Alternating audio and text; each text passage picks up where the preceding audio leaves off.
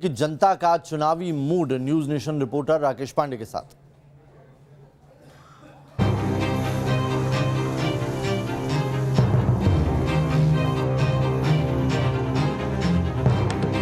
ममता बनर्जी ठीक है, लेकिन दलाल खा जाता है पैसा।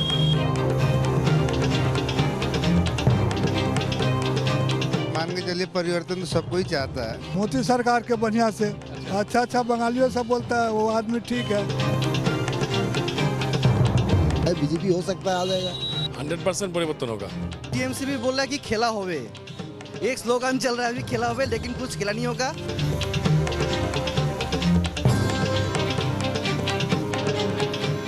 काम तो दीदी ने बहुत किया, क्योंकि नौकरी तो है ही नहीं, इधर गरीबी बहुत ज्यादा है। पश्चिम बंगाल के चुनावी सफर पर आप पहुंचे हैं हम जलपाईगुड़ी। जलपाईगुड़ी उत्तर बंगाल का दूसरा सबसे बड़ा शहर है। जो पर्यटक सिलीगुड़ी जाते हैं, दार्जिलिंग घूमने के लिए जाते हैं, वो इस बेल्ट में आने पर जलपाईगुड़ी भी घूमने के लिए आते हैं। जलपाईगुड़ी जाना जाता है अपने प्राकृतिक सौंदर्यता के लिए, फॉरेस्ट रिजर्व एरियाज के लिए जाना जाता है। जलपाईगुड़ी कभी प्रसिद्ध हुआ करता था जैतून के लिए भी। जलपाईगुड़ी सामरिक लिहाज से भी काफी महत्वपूर्ण है, क्योंकि ये देश के बाकी हिस्सों को पूर्वोत्तर के राज्यों से जोड़ता है, लिहाजा ये इलाका काफी महत्वपूर्ण है। पिछले चुनाव में यहां से कांग्रेस के प्रत्याशी ने जीत हासिल की थी, लगातार सुखविलास यहां से जीतते रहे हैं, लेकिन सवाल यह उठता है क्या इस बार यहां पर परिवर्तन की बातचीत होगी? यहां के मतदाताओं का मूड क्या है, यह हम जानने की कोशिश करेंगे और यह भी जानेंगे कि यहां के लोगों की चुनावी नब्ज क्या है। वो राज्य की सत्ता में परिवर्तन देखना चाहते हैं या फिर उनके लिए मौजूदा सरकार ठीक है? बंगाली मानुष का चुनावी मूड समझने के लिए हम पहुंच चुके हैं कोलकाता से 610 किलोमीटर दूर जलपाईगुड़ी। चुनाव तारीखों का ऐलान हो चुका है। जलपाईगुड़ी जिले की सभी 7 सीटों पर 5वें चरण में 17 अप्रैल को वोटिंग होनी है। सवाल है कि क्या यहां भी परिवर्तन के बयार है या जनता फिर एक बार दीदी के ही साथ है? इन सवालों का जवाब यहां के वोटर से ही जानने की कोशिश करेंगे, लेकिन पहले आपको वो मंदिर ले चलते हैं जिसका इस शहर से सदियों पुराना नाता रहा है। जलपाईगुड़ी के चुनावी सफर पर आप पहुंचे हैं जलपेश मंदिर। जलपाईगुड़ी शहर से करीब 25 किलोमीटर की दूरी पर यह मंदिर है। काफी विख्यात मंदिर है और इस मंदिर को लेकर लोगों के मन में आस्था भी काफी गहरी है। भगवान शिव को समर्पित है ये मंदिर और माना जाता है कि जलपाईगुड़ी शब्द की उत्पत्ति जलपेश शब्द से हुई थी। इतिहास के अगर अधूरे पन्नों पर आप नजर डालते हैं तो इस मंदिर की स्थापना बगदाद के अंतिम शासक राजा जलपेश ने पहली बार 800 ईसा पूर्व में की थी। बाद में कई राजाओं ने इस मंदिर पर हमला किया, इसे नष्ट किया, जबकि कुछ राजाओं ने इसे पुनर्स्थापित करने की कोशिश की।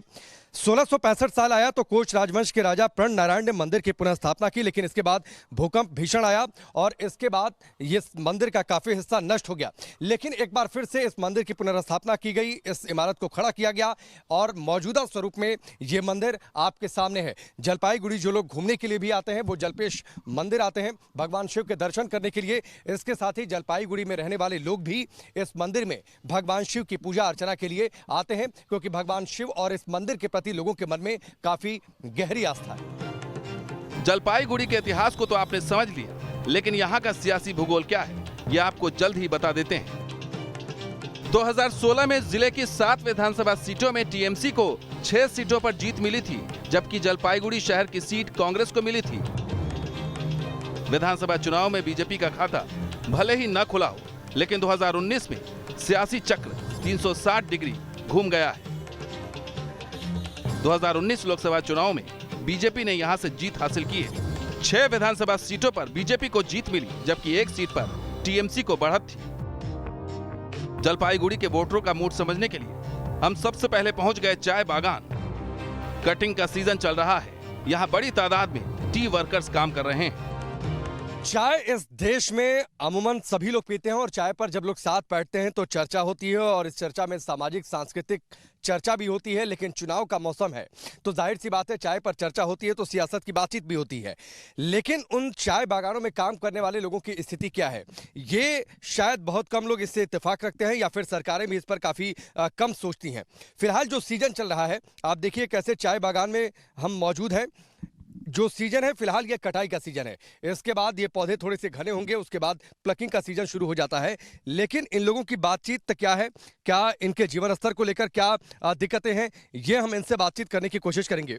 नेता लोग आते हैं आपसे वोट मांगने, तो कुछ आप लोगों की बातचीत नहीं होती, आप अपनी समस्या नहीं बताते हैं उनको? बताते हैं, हाँ ठीक है, इलेक्शन के बाद में हम लोग को जीताइए ऐसे बोल के बोलता है, हम लोग तो दे देते हैं खुशी से, वो लोग तो पीछे में हम लोग को छोड़ देता है। इतनी महंगी महंगी चाय बिकती है, उसका फायदा आप लोगों को मिलता है? हम लोग को क्या खाली बोनस देता है। परिवर्तन चाहिए कि नहीं आपको? परिवर्तन तो चाहिए, कौन चाहता नहीं है जो परिवर्तन जिसका नहीं चाहिए। कहाँ क्या करेंगे, बोल देते हैं तो इलेक्शन के बाद में हम कुछ कर देंगे आपके लिए बोल देते हैं, उसके बाद तो कुछ भी नहीं है। सरकार की कोई योजना है आप लोगों के लिए? जो लोग चाय बागान में काम करते हैं, जो वर्कर हैं, उनको घर के लिए सिलेंडर वगैरह मिलता है? उज्ज्वला योजना आती है, आप लोगों के घर में खाना कैसे बनता है? उज्ज्वला योजना तो फिलहाल हम लोग सुने हैं, उसके बाद एप्लीकेशन भी भरे थे, आया किसी किसी का, उसमें भी पैसा दे के लेना पड़ता है। बच्चों की पढ़ाई, घर का खर्च, खाना पानी, राशन, इस सब का काम चल जाता है इस पैसे में जो यहाँ से मिलता है? नहीं सर। तो फिर कैसे चलाते हैं आप? बागान में काम करने के बाद बाहर में थोड़ा काम मिलने से जाते हैं और नहीं मिलने से घर ही नहीं रहते हैं। टी वर्कर से बातचीत में हमें तो ये पता चल गया कि पर्याप्त मजदूरी नहीं मिलने और कट मनी की वजह से परेशानी है। जलपाईगुड़ी शहर पहुंचते पहुंचते शाम हो चुकी थी और शाम के वक्त हमने बाजार में लोगों से बातचीत कर चुनावी नब्ज टटोलने की कोशिश की। जलपाईगुड़ी में इस वक्त मौजूद है और जलपाईगुड़ी में शाम का वक्त हो चुका है। मुख्य बाजार का ये इलाका और पीछे आप तस्वीरें देखिए। वैसे यहाँ पर कांग्रेस के वर्चस्व वाली सीट रही है, लेफ्ट के साथ मिलकर पिछली बार भी कांग्रेस ने चुनाव लड़ा था, जीत हासिल की थी। इस बार भी शहरों में जो आपको तस्वीर दिखाई देगी, जो झंडे लगे हुए हैं पार्टियों के या फिर जो पोस्टर्स लगे हुए हैं, उसमें कांग्रेस और बीजेपी के झंडे मुख्य तौर पर दिखाई देंगे। कांग्रेस का दावा है कि इस बार भी वो सीट हासिल करेगी, इस बार भी लेफ्ट के साथ गठबंधन करके चुनाव लड़ रही है। सवाल ये उठता है कि क्या एक बार फिर से ये सीट कांग्रेस के हिस्से जाएगी यहाँ पर या फिर परिवर्तन की बातचीत होगी? ये हम लोगों से बातचीत कर लगातार जानने की कोशिश करेंगे और ये समझेंगे कि आखिरकार उनका चुनावी मूड क्या है, उनकी नब्ज क्या कुछ कहती है आने वाले चुनावों को लेकर, लोकल जो मुद्दे हैं। इस बार यहाँ पर क्या लोग किन पॉइंट्स पर बातचीत कर रहे हैं? इलेक्शन पे बातचीत हो रहा है, नौकरी नहीं है, सड़क बहुत खराब है, सड़क खराब है, बहुत ही वाटर का प्रॉब्लम है। जलपाईगुड़ी में 10 साल और 10 साल के पहले अगर मैं आपसे कंपैरिजन करने के लिए कहूँ, कितना बदला जलपाईगुड़ी? बहुत बदला। अब तो आप जैसे आप घूम रहे हैं, अब तो दिखाई दे रहा है आपका जो बिजली है, सड़क है, सभी ठीक ठाक चल रहा है। तो ये शहर आपको लगता है कि बदला है पिछले 10 सालों में ममता दीदी के शासनकाल में? 25 वार्ड है, 25 वार्ड में रास्ता 75% अच्छा बना हुआ है और पीने का पानी तो अभी जो पुराना पाइप है उससे घर घर में गली गली में घुसाई दिया। क्या इस बार चुनाव में मुद्दा क्या रहने वाला है, इशू क्या रहने वाला है? इशू सबसे पहले तो है नौकरी। हाँ, क्योंकि नौकरी तो है ही नहीं, इधर गरीबी बहुत ज़्यादा है। आपको लगता है कि उन्होंने काम ठीक किया है जलपाईगुड़ी के लिए? नहीं, जितना जरूरत था उतना तो किया नहीं। नहीं, तो परिवर्तन होना चाहिए आपको? परिवर्तन तो होना चाहिए। ममता बनर्जी जितना दावा करती थी, उन्होंने काम किया है उस दावे के मुताबिक? बहुत अच्छा काम किया ममता बनर्जी, बहुत ही बेहतरीन काम। नॉर्थ बंगाल में सबसे बड़ा बेहतरीन काम किया ममता बनर्जी। तो लोग यहाँ परिवर्तन की बातचीत कर रहे हैं या फिर ठीक है मामला?